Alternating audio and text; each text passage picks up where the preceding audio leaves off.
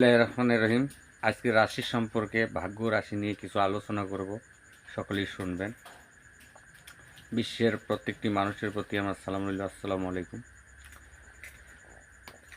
এই পৃথিবী চলে 12 বুরুজে, মানব দেহ চলে 12 বুরুজে।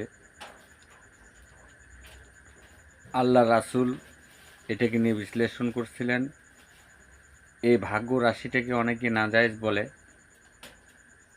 কিন্তু আমি বলি না। কারণ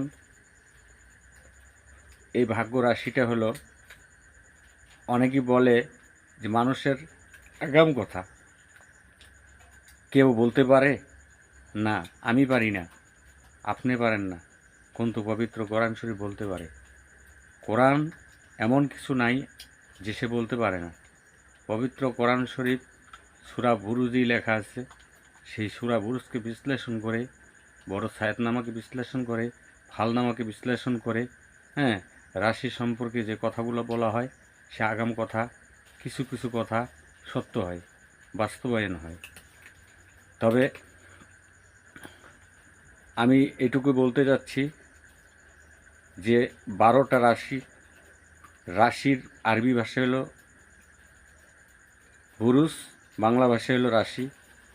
এই রাশির সম্পর্কে যদি কোনো ব্যক্তি জানতে চান, তাহলে আমার কাছে আপনারা কমেন্টে আপনার মায়ের নাম, আপনার নাম বা আইডি কার্ড নাম্বার, আপনার আইডি কার্ডের নাম্বার আর আপনার মায়ের আইডি কার্ডের নাম্বার কমেন্টে লিখে দিবেন।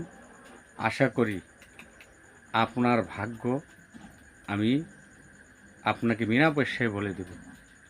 কোনো পয়সা খরচ করতে হবে না। আমি একটা রাশি ফলাফল যদি দেখি, পরিপূর্ণ দেখতে গেলে তার 100 টাকা খরচ হয়। আপনার জন্য 1 পয়সাও আমি নিব না। তবে একটা শর্ত, আপনি আমার এই রাশি, আপনার রাশিটা দেখব, তার গুণাগুণে তার পারিশ্রমিক আপনি দিতে পারবেন।